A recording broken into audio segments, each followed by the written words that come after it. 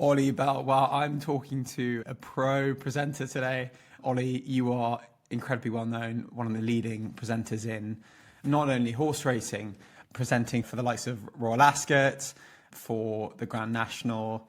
You are a leading voice in particularly the horse racing community, but also you've covered things like darts, football. What do you get from presenting? That's a really good question. I get a buzz, first and foremost. It's quite an adrenaline fueled job. It's not sat behind a desk doing accounts. No disrespect to any accountants that are listening to this. Like when you're just about to go live, you mentioned the Grand National, there's lots of people watching it. Undoubtedly, that gives you a few butterflies in the stomach. So there's a great kind of adrenaline level to the job and the excitements that come with it. And then also as well, it's very fulfilling from a career point of view.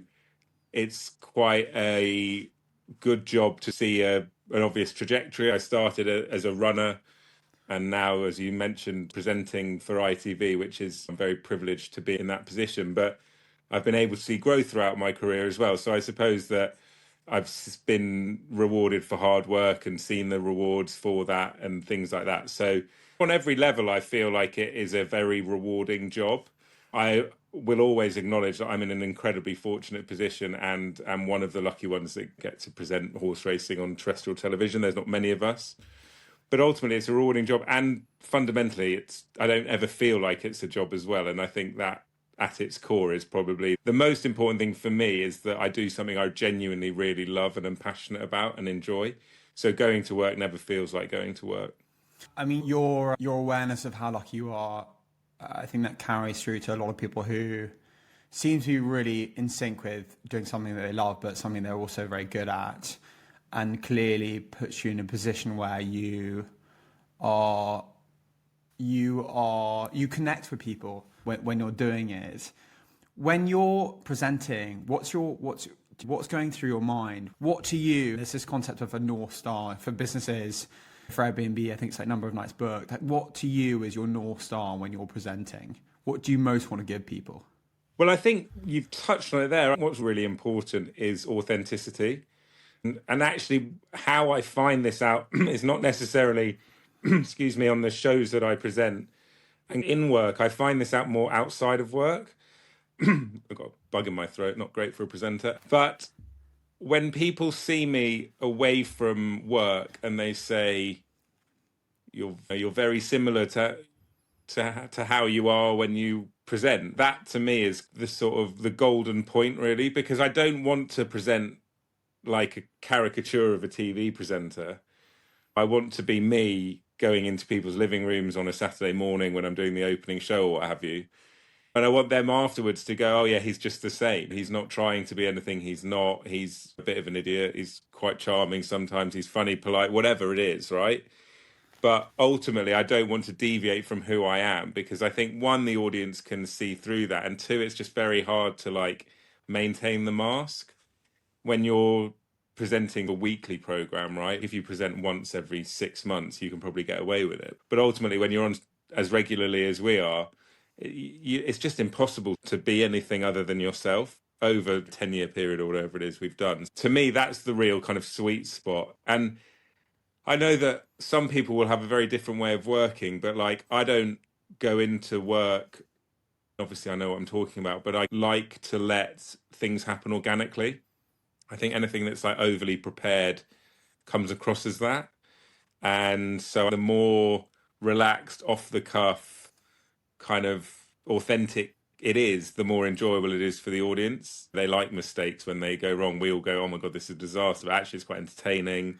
As long as you're quick and sharp and on it, it's only talking about horses running around. I feel like nothing's going to be really that bad. So I think those are the keys to me. And are there some things you're thinking about if you're covering an event? Is it about plucking out the story? Do you feel is the role of a presenter? I think it's twofold. I think it's always having an awareness journalistically of the story. I think that's very important. And I think it's to maximise the pundits as well. So I think you've got to get the best out of your experts that are alongside you. In most sports that people would watch, they would have ex-professionals as the pundits. on ITV, for example, we have Ruby Walsh. He's brilliant. Luke Harvey, Mick Fitzgerald, AP McCoy. These are former jockeys. So they've lived and breathed what we're talking about in many ways. And so I think my role as the presenter is to try and tap into the questions that the audience might want to know from a sort of bird's eye view point of view. But ultimately, I think when we cover an event, and the Grand National is obviously a big example, probably the main example, there are lots of people watching racing that wouldn't ordinarily on that day. And it is occasionally quite a jarring race to watch. You have to have an awareness of what you're talking about and who you're talking to. And therefore, you can't be flippant in anything. You can't be dismissive because we're in a little racing bubble. You have to be fully aware of society. And I know that sounds quite profound, but I think it's very true. We broadcast to a wide spectrum of people with differing views, differing beliefs, differing religions, etc. When you're broadcasting on a national broadcaster, you have to be aware of the nation that you're broadcasting to. And there's like obviously hyper focus on the Grand National. But if you have that mentality throughout, then you'll always have, hopefully, that sort of broad church mentality, which is, again, what I would hope to achieve when I'm broadcasting, that you connect with as many people as possible. And really that can only come from a product of being grounded and self-aware. So clearly serves you in lots of ways. Being human, part of being human is you're not going to feel the same every day. So sometimes that can be a good thing, because sometimes we can feel unbelievable for reasons, that we'll let the listeners have an idea of what those reasons might be. But for the days that are actually, maybe you've got a cold, or something's happened in your personal life, or a worry has just got your attention, you're about to go on air. How do you just refocus and just look down one lane? Oh, that probably comes into a slightly different point for me, because as a general rule, I'm fairly level throughout. Do you know what I mean? Like if I've got a cold, then I've just got to I sound a bit coldy and just get on with it. But in terms of deviating and being quite volatile, not that's what you're implying, but I guess being up and down and carrying that to work and then portraying that on screen, rarely, and I'm obviously bocking myself here because something disastrous is going to happen, but rarely have I woken up and been like, this is all too much. I don't know. I'm distracted by this. Everything has been, and I don't want to sound arrogant in this sense, but everything's been pretty easy in terms of my life is not that stressful. There are real stresses out there. There are real problems. And, what's really the worst thing that's happening to me at the moment is like picking paint colours for my mum's house and her being stressed about it. Do you know what I mean? Yeah. I'm not going to carry that to work. And so I've always been quite, and I hope that doesn't come across as up my own arse, but ultimately nothing really gets to me because I hopefully have a good sense of reality, basically. Nothing's too bad and nothing's too good, ultimately. Yeah, but also experience accounts for a lot, and will keep the motions going forward.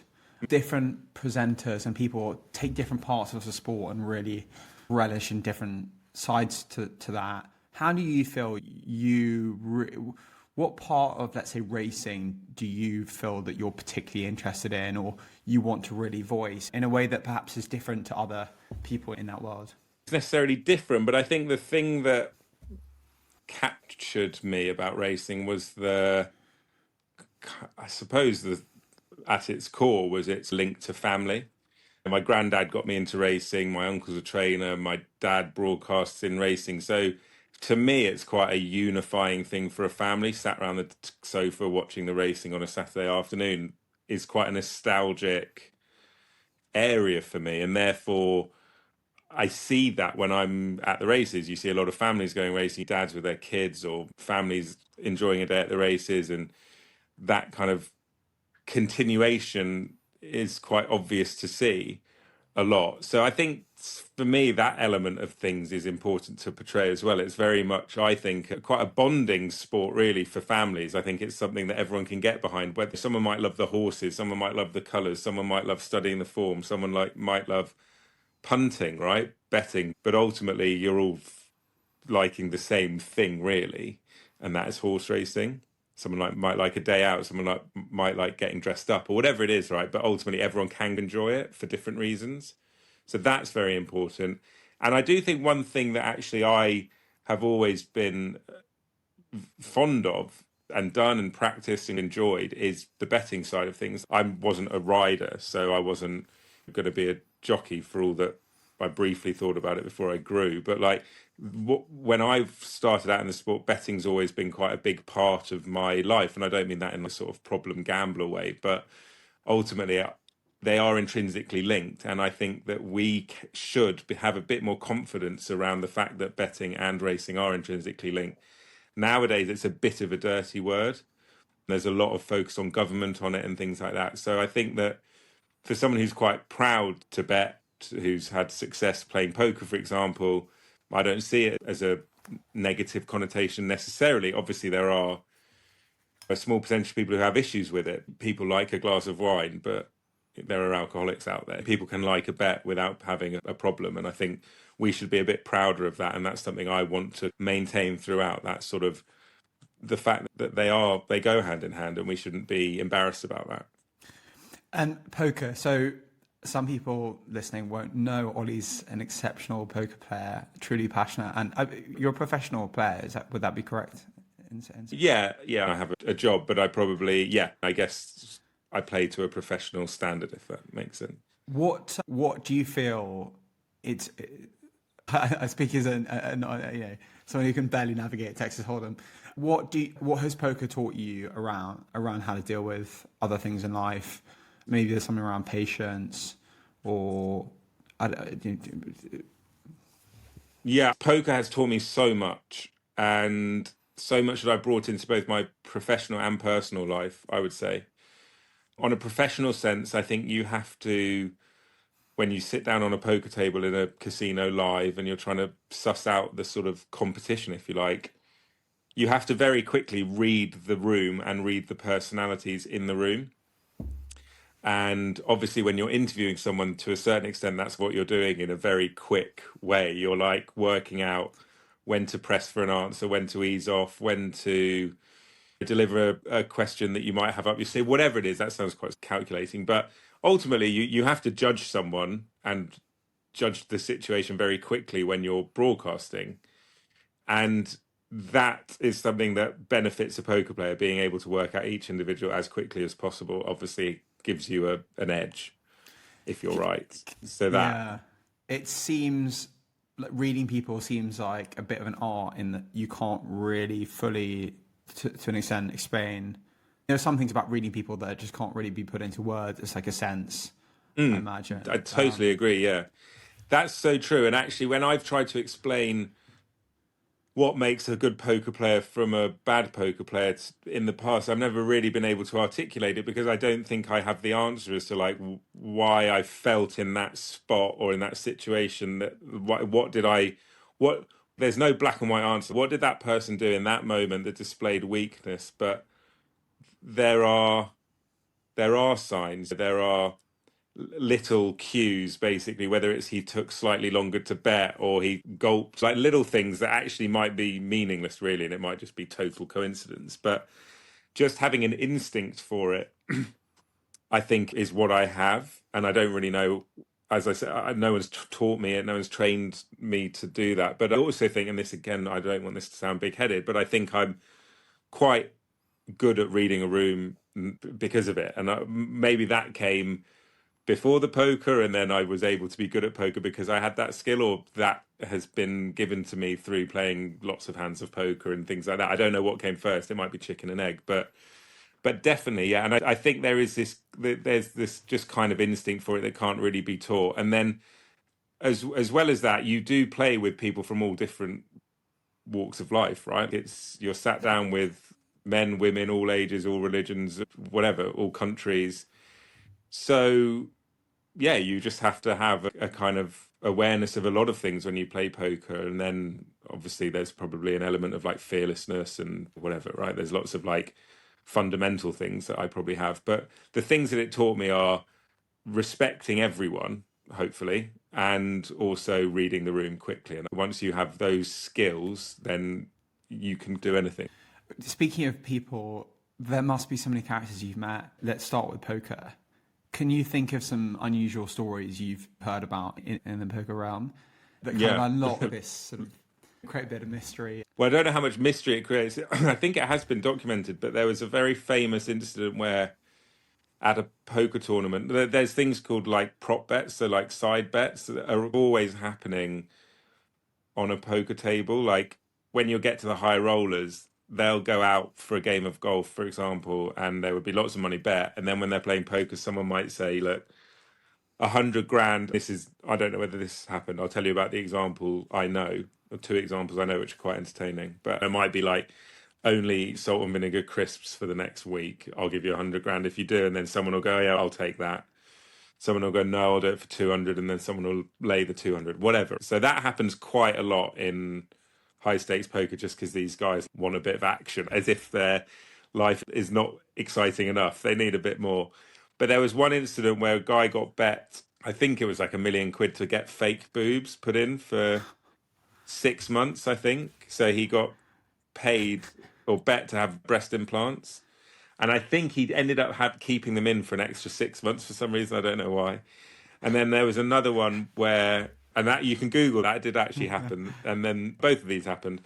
And then there was another one, which is actually harder, I think, although I haven't given it loads of thought. Someone got bet to live in a bath for, I think it was something like 6 months or 8 months, not in a, I think it was watered. Anyway, there was something around living in a bath for a long time, and the money that was offered was astronomical, and he tried to do it and then gave up because it was like torture, basically. So these things happen a lot, and then you get some real colourful characters, you get the big names. It's not quite as glamorous as it looks, but when it's good, it's very good, because the money is obviously very lucrative and it's exciting. And are there any characters you've come across that just live very different, unique lives? Perhaps they only go out to play poker. You're bang on. Like, it is quite isolating. A lot of people go from casino to casino around the UK, sort of living in Airbnbs on their own. When I played in Nottingham, I did quite well in a tournament earlier this year, and I stayed in a hotel on my own, didn't have any outdoor space in the hotel, so I had to just walk around like a little car park every morning just to get some fresh air, and then go to the casino, spend 12 hours in a casino. I didn't really know anyone, so I was on my own. And then it was play for 12 hours, go back, rinse and repeat for 6 days. I think 5 or 6 days, I think I did that. After a while, it's pretty soul destroying. Obviously, you're playing for big money and that's quite exciting, but it's pretty relentless, basically. Yeah, it can be pretty grim, the whole thing. But obviously, when it comes off, it's great. And you talked how it really brings you to this place of just really switching off, and you find it really relaxing, which in some ways feels, surprising given the nature of the game.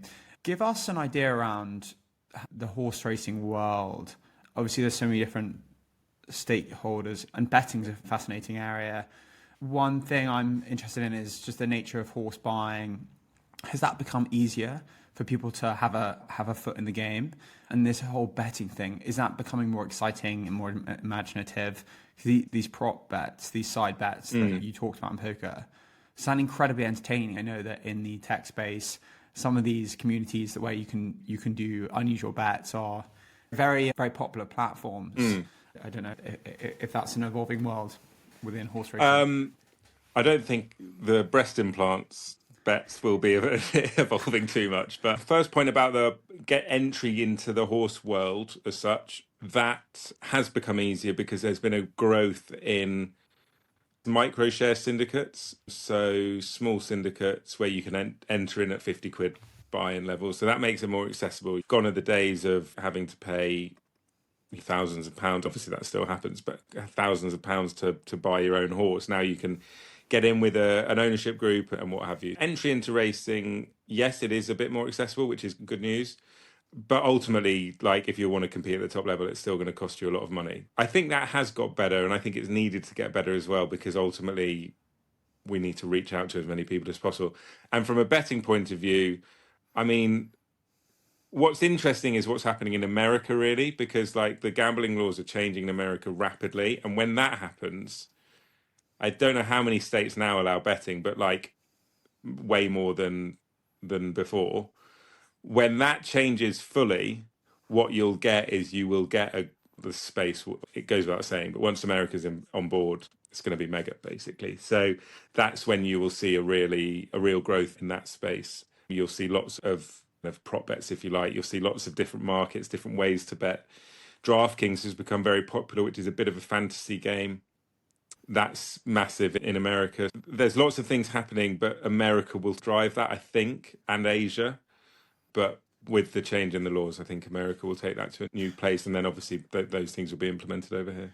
And when you look at sport, we've seen an explosion. I'm probably the least informed person in Britain around football, but you've seen an explosion in money involved, which is, some people can ride that wave pretty hard, other clubs less so, other people less. But when you look at media and the drive to survive Netflix production and its impact on Formula One, there seems to be so much around horse racing that is, it was referred to the other day in a conversation, that you can, however much money you've got, it doesn't, you can't control the outcome. But then in the horse racing world, there's so many components to it.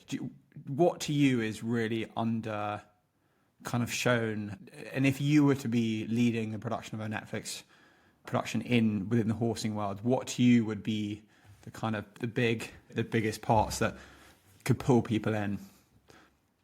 I made a documentary a few years ago, not quite Drive to Survive level, but funny enough, it's actually being turned into a feature film, which is great. So I might have to speak to a couple of your family members about potential roles in it or directing it or whatever.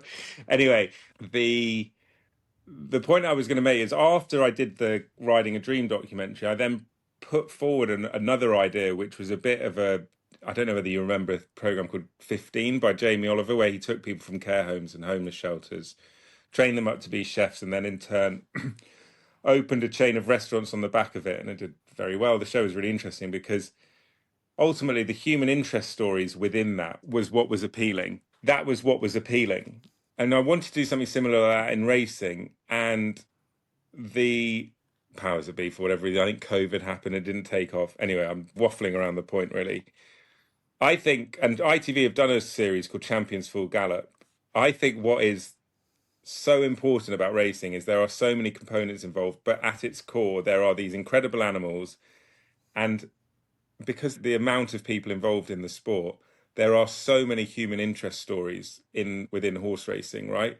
So everywhere you go, you will get an emotional story. There will be something that has happened to someone that means that, Charlie McCarthy, right, who owned the Supreme Winner, he just recovered from cancer 2 months before his horse won, and him and his family were over. He was given the all clear, and the tears of joy were just so obvious. I would really tap into that side of the sport. Obviously, the animals are the stars, right? They are incredible horses, as we know. But if you want to engage with people, then I think you need to tell them those stories, and then they will root for that person and their horse. Aldeniti, go back into the late 80s. Bob Champion had cancer. The horse was basically going to retire because of an injury. They came back and won the Grand National. There was a feature film made. The Bob Champion Cancer Trust has raised like 25 million for cancer since then. But most people still know about Bob Champion and Aldeniti because of this hugely emotive story around it. And I think racing provides that literally daily, whether it's a groom, whether it's a jockey, whether it's a trainer, owner, whatever it may be, it's there in front of us. I don't think we quite tap into it as well as we could at the moment. There are so many wonderful parts of the horse racing world. Hard work, there's so many different people involved. It's popular across the globe. But also there are stories of things not working out, but the most remarkable stories where things do work out. I heard a betting story, which, if it's okay, I'm going to pass you the baton to tell. I'm hoping you know it. Around someone working in the stables in Lambourne and winning some huge bet on an accumulator. Do you mind just telling us about that story? Sure. So he was a stable lad. So he was working at Nicky Henderson's yard. He was working in Seven Barrows. So Nicky Henderson, he's one of the best trainers, champion trainer in the past. Anyway, he had a load of good horses and they were all going to run at the Cheltenham Festival. And at the start of the season, so the Cheltenham Festival is in March, the season starts in October, he put on an accumulator bet for all 7 to win. The Magnificent Seven, they ended up calling it. Now, the prices at the time were like massive prices compared to what they went off on the day. A few were favourites, some were 10 to 1. I don't think he had to put much on. I think he maybe put, say, £10 each way accumulator on the 7 or something like that. I won't get the numbers exactly right. I do know how much he won, though. He won £1 million because all 7 ended up winning from the stable. So the bet he put on, the horses he looked after, he rode out, he ended up winning £1 million from it, and now set up as a trainer in America. So without that bet, he would never have been able to do that. Yeah, it's extraordinary, and fair play to him. And those are the stories that you want to hear, basically. So extraordinary. And because what does it involve working in a stable? It's proper graft. That you're up at 4:30, 5 o'clock in the freezing cold in the winter. You're riding a horse out 4 times in the morning, as in 4 different lots, say. So you do 4 horses. Sometimes it can be below freezing. You then have to get your horse ready to the races, sometimes have to go racing, and then you come back and you have to feed the horse, give them evening stables and look after them in the evening. So it's kind of 24/7 care for these horses. If you're working in a national hunt yard, it's in kind of Baltic conditions, long days, late nights, for not much reward in terms of it's not hugely financially rewarding, but ultimately you're being with an animal you love, you're outside, there's a community within racing, but also within the yards you work at. So there are huge benefits to it, but at times it can be very tough. And when it goes really wrong, and sadly it does occasionally happen in racing, I don't think you'll find a more, well, I'm sure you could list a few, but it's a very emotional job as well. And there's such highs in the sport, and then there's the ultimate highs, and then there's the ultimate lows as well in racing. And I think the staff who care for these horses, who get up every morning to give them the carrot and ride them out and spend 24/7 with these horses, they're who I really empathise with in the sport. And actually, to go back to your last question, I think showcasing them would be a good way of showcasing the love and the welfare and all this stuff around the sport. They're brilliant people, and they don't get anywhere near the recognition they deserve. And jockeys, what is the average height of a jockey?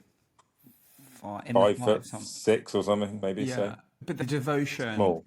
Tell us about the devotion. Are there any facts around the devotion of a jockey? No, but I don't know any facts necessarily, but ultimately they are putting their bodies on the line all the time, wet to make weight for races, grim. So a lot of the time a jockey will go to the ride horses out in the morning.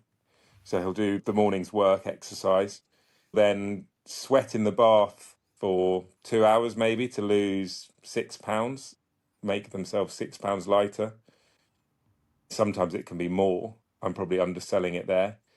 Not eat all day, perhaps the day before if you've got to do really light to have a chance of winning a race.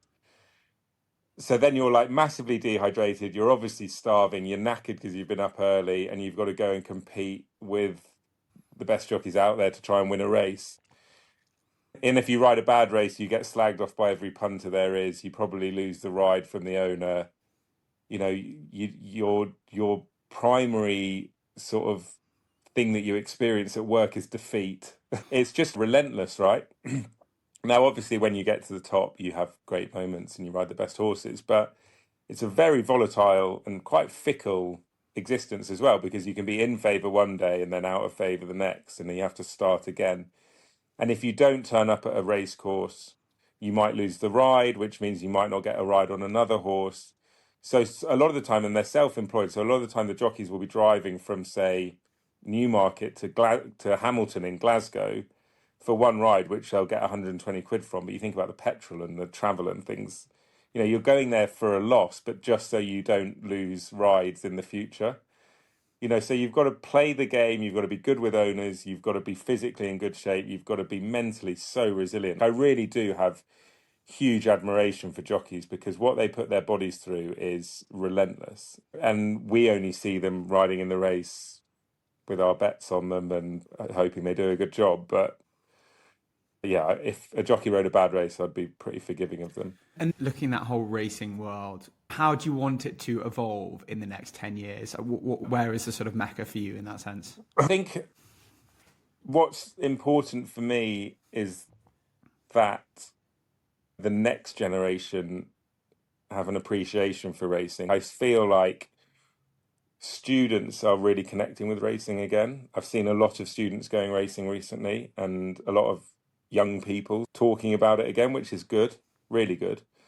I think there was a sort of middle period, probably my generation, really, maybe a slight few years older than me, where they just dismissed racing a bit or weren't interested in it. So I think we've got this kind of block of 5 to 10 years of people that, who might be owners now or who racing would have hoped to have been owners, not really that engaged in the sport. So capturing them again is really important, because if this is to continue to thrive or re-emerge, it's going to need the next generation on board with it in lots of ways. I think that it pulls back a bit to the documentary I made and the outcome of that, but I think racing needs to be much more diverse and multicultural, because I think 100 years ago you could get away with being quite an elite white person sport, but I definitely don't think you can now, and I don't think you should want to either, to be honest. So I think we need to tap into areas and communities we haven't tapped in before. Otherwise, we'll get a bit lost by other things that engage well with different communities, different areas of society. So I think that's important. And ultimately, it's about growth, right? All these points are about how does racing maintain its position as a national sport, because I think it's always been considered a national sport, but I just get the sense that it's slightly losing that tag. It's always been a bit niche, but ultimately it's always been in existence in the country. And I think that for racing to really stay there, it's going to need to connect with the next generation and kind of all walks of society, basically. Because if we don't, we will get lapped. We might slightly be being lapped already. We'll get lost and forgotten about. And show jumping is a good example. Show jumping was on terrestrial television in the, I want to say, late 80s. It might have been the 70s, but it was massive. Like everyone in the country knew show jumpers. And it fell off terrestrial television. And now show jumping still exists. It's a very wealthy person's sport and still is quite popular. But if you walk down the high street and said, name me a show jumper to someone in the street, they literally would not be able to name you one show jumper, other than like in an Olympic year, probably. And I really don't want that to be the case for racing. And I feel slightly that it might just be going that way. So I think we need to do everything we can to keep people engaged in it on a national level. Yeah, absolutely. Horses, people have this amazing connection with horses. This is where I'm not going to tell you I'm actually allergic, but we'll move on. I heard a really moving story where someone suffered huge anxiety and nothing was really working over 3 years. This woman's life was really in dire straits. And then she was tasked with living with a horse and looking after the horse for a few weeks, and it just completely flipped her whole sense of trusting something external. People do talk about having these remarkable relationships with horses. Tell us a bit about that. There are lots of centres, if you like, that have been set up, riding for the disabled, riding for autism, lots of centre. If anyone's listening to this and are interested by that, I mean, you just simple Google of that will tell you one. Horses have this incredible knack of kind of knowing, like this almost sixth sense of knowing what mood a human is in and what they need to do to cheer them up, basically uplift them. And they're also, a horse can spot nervousness as well, but they're very gentle. So I've seen firsthand, we've taken, the sport of horse racing has taken horses to hospitals, to elderly homes, care homes and things like that. And when there is someone who is fragile or delicate, a horse very much acts accordingly. And to see that is just the most beautiful thing. It really is. You can't help but be caught up in the emotion of that. And in Australia, actually, I lived there for a few years, and there was this grey horse whose name escapes me, which I'm really annoyed about because he's a legend. But this sort of stunning, a champion horse. He won like multiple Group 1. So he was a very famous and successful racehorse, and he was great. So he was like the equivalent of Desert Orchid, but back in Australia. Anyway, what he did in retirement because he was so gentle and such a beautiful character, he became a horse that kind of was taken around the country to hospitals, to, as I say, care homes, special needs schools and things like that, and was this kind of national on this horse because of the work that he did in just enhancing humans' lives. And they're extraordinary animals. Like I can't stress enough, if people haven't, obviously not you because you're allergic to them, but if you can go around horses, just to be in their presence, just walk around as stables, it is just amazing. They all have different personalities. Don't get me wrong, some bite and some are feral, but only a small handful of them. But that's the same for humans as well. That's probably why prisons exist. But look, on the whole, they're life-changing animals. I really do mean that. I've seen it firsthand. I'll die on my sword on that one. They are the greatest animals that walk the earth, I think. They're just beautiful. Amazing. We're going to move on to the quickfire questions. The first one is maybe a bit tricky. Can you give us one observation that you have from your unique experience of being a presenter around people? I think anyone with an ego is invariably a massive arsehole.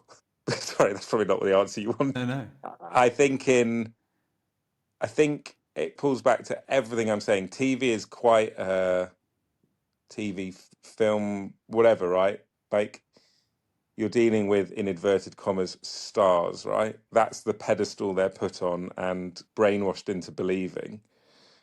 And I think I've seen and heard a lot of stories where I've just sort of gone, like, people have slightly lost sight of who they are.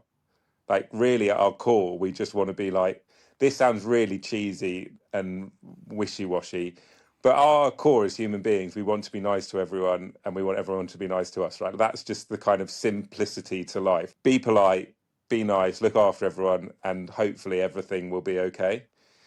And when you start treating people who are perceptually below you differently, when you start talking down, whatever, right? Just when you start believing your own bullshit, you lose sight of who you are. So I think it's really important, no matter whether you're in TV, whether you're a hugely successful business person, whether you're just starting out, to, it sounds really, again, wishy-washy, but be nice to everyone, treat everyone with respect, treat everyone kindly. You were in their shoes once, they might be in your shoes one day. And I've seen in my experience as a presenter, people treat me differently, right? Because I'm the presenter. They treat me differently to how they treat the runner. And I think that's fucking shit, to be honest with you. We're all the same. We breathe the same air. We circle the same earth, whatever, right? It's just, I think, never lose sight of the fact we're all on a level playing field, really. And if you have that attitude, then you'll be hopefully looked after, I think. Yeah, it's always, it knocks the air out of me a bit sometimes when you meet two people who have achieved the same success in an area, but just with vastly different attitudes to how they treat people. Yeah. And it's really probably largely a product of just how happy or unhappy they are. But I guess that just shows how important it is for people to be reminded of those that achieve great success but are incredibly humble and grounded and great role models. 3 things you get joy from. Not to do with work or just in general? It can be anything. The more quirky, the better. Poker. Yeah. Probably. Backgammon. I love playing backgammon. I play a lot of backgammon. I watch backgammon videos on YouTube. I'm very sad, really. They're all like degenerate gambling related games. Poker, backgammon. And to be honest, I know that and sport is basically the defining sort of constant in my life. So any sport, I adore sport, whether it's watching it, talking about it, playing it. I owe sport everything, really. A favourite book, film or artist that isn't obvious? I'll give you Hans Williams as a singer. I really like his music. He's very chilled, but I don't think many people would know his name. Matthew Small is an artist I really like. I got some stuff of his from Nellie Duff in Columbia Road Art Gallery. And he does these very sort of striking images of people. But he's someone I like. Film, anything directed by Leonora Lonsdale, I probably should say. Shout out, yeah. She's got... or appearing Esme Lonsdale. Yeah, exactly. She's got the Jack Whitehall thing coming out, doesn't she? Yeah, Malice. Yeah, which it's received some fantastic coverage. Yeah, I've read the reviews. It's top of the list for lots of people to Great. check out. And one thing you can add to your bucket list today? I would love to go to the Palio in Siena I watched a documentary about it the other day, and I've never been. You're basically travelling back in time to watch this kind of horse race in Siena Square, and yeah, I'd love to go to that. Oli, it's been such a pleasure to have you on. You've given us such a privileged insight into so much, the world of presenting, horse racing, and what's so clear is just how much pleasure it gives you, but also how much pleasure it gives other people, but how a lot of it's not really under the scope yet, and a lot of it's hidden, which is obviously you're going to be changing that over time more and more. Yeah, fingers crossed. Thanks so much for having me on.